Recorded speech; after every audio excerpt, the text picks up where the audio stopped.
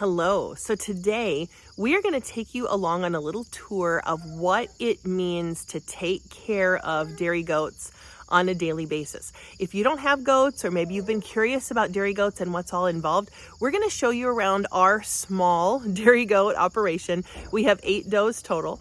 So we're not very big, but we do still need to do our chores twice a day, caring for the goats, milking them and everything. So we're going to bring you along on our chore tour this morning. So come on, let's go take care of the goats.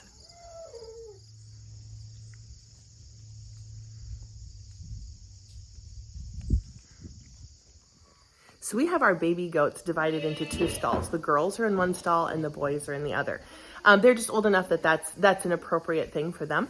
Every morning they get our grain mix, and then also a hay alfalfa mix and a fresh bucket of water.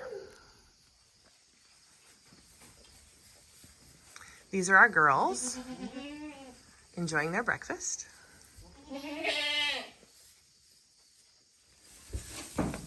And here are our young boys getting into their grain there, enjoying the hay and alfalfa in their stall.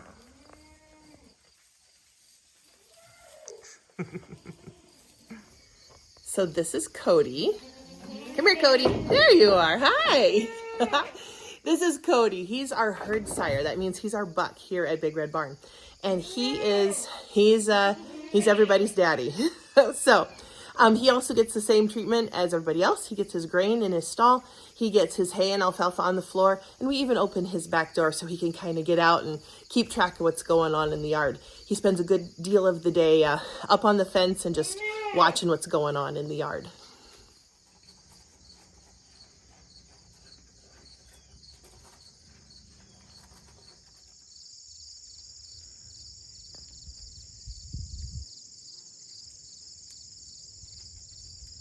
Notice he's on his path. I didn't realize he'd made a path out here. What you doing?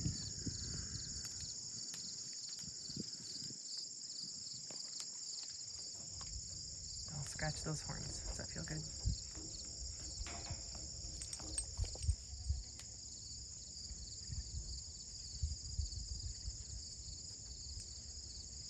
Keeping an eye on things.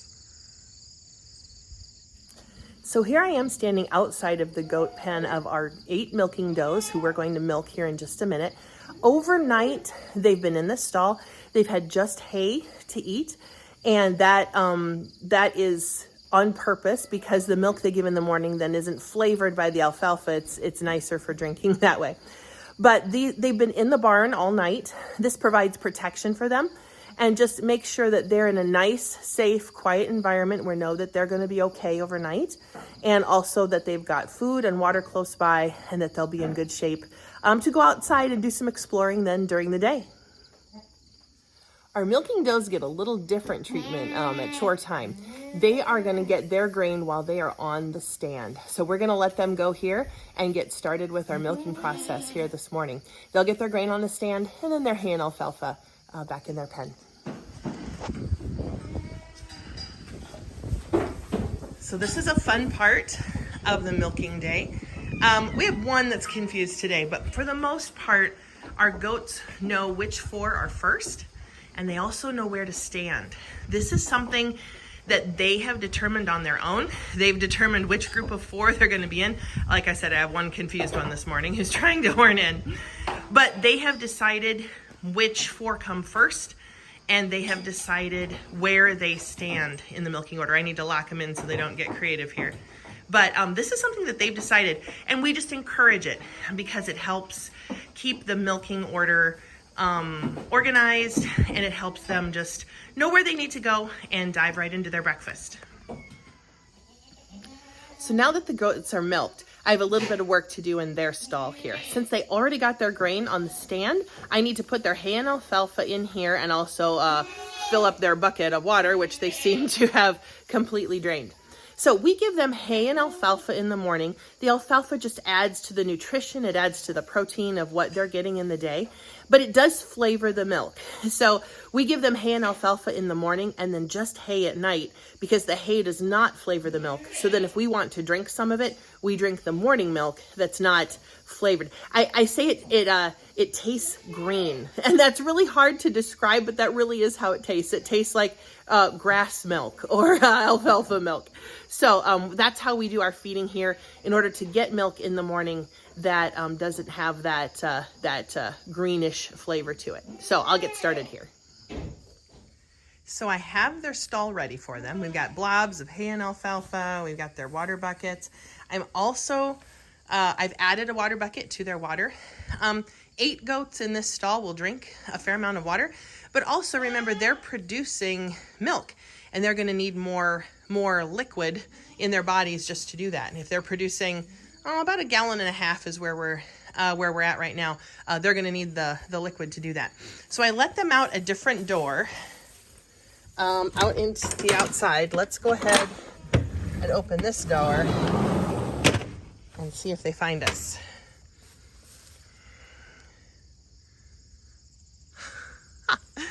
Of course, they're usually pretty quick about it.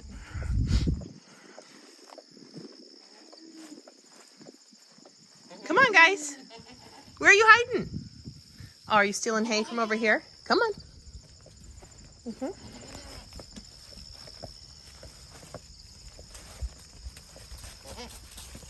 Yeah, there they go. 3. What happened to the other ones?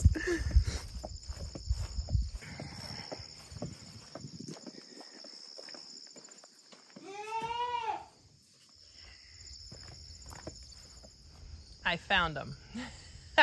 They decided to go start their exploring early today. They're out in our grove just searching around for different weeds or leaves or whatever that tastes good out here. They haven't even realized that they have breakfast in their stall yet. They might be now gonna head this way because they see me. Here we go. But they're just they've just got the plan for the day already in motion. They're ready to just spend their day kind of moseying around and seeing what's interesting out here. So I want to talk to you about a word that you may not be super familiar with, and that word is animal husbandry. And in the shortest definition of that term, it means taking care of animals in a farm kind of situation. But if you think about like that word husbandry, what does that have behind it? If you think about a husband-wife relationship, that marriage relationship, that's a partnership, and a partnership where both parties benefit. And that is very similar to the partnership there is in taking care of animals in a farm type situation like what we're doing. We're talking about not only what do the goats need on a daily basis, what do they need, their feed, their water, all of the chores, but also what do they provide? What's the other side of that partnership? And I feel like that's something that just needs to be understood when you're talking about caring for animals, that we're not just raising pets in a building different than our home. We're actually dealing with these animals in a way that, and they do that too. But we're trying to care for them in a way that is beneficial to both sides. We're helping to provide for their needs, but they're also providing some things for us. So that's the partnership that goes on in an animal husbandry kind of situation, caring for animals, and that partnership that provides things on both sides.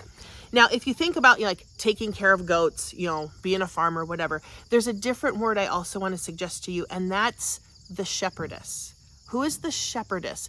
And what does that word kind of bring to mind in your mind? Maybe it's a children's book where the shepherd is walking and the sheep are following.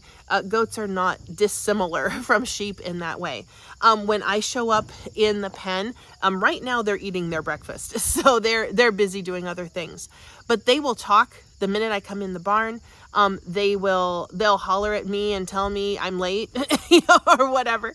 But also, they know me. They know that when I come to the fence, something's going to happen, and they need to come and be near me and see what that's going to be. So that's the role of the shepherdess, to care for the goats for their and to be in like what's in their best interests, but also to be part of that partnership, the partnership of give and take. I give to the goats, they give back, and it really is a sweet relationship to be part of if you're lucky enough to be able to have them.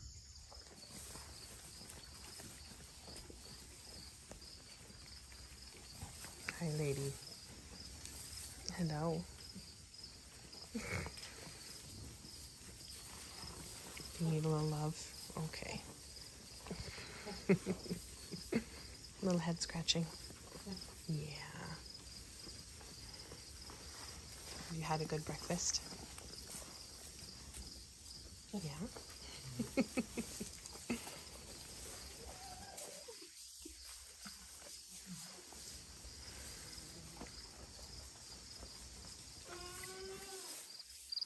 So this is what our goats need on a daily basis. These are the chores that we do twice a day. Getting them their feed, plenty of water, hay and alfalfa, putting them on the milking stand twice a day, and getting them access to the outside, and just all the things that they need to just be happy goats on a daily basis. So it's also part of the partnership that we are in with them. You know, we provide what they need, and they allow us access to the excess milk after the babies are done with it in the spring.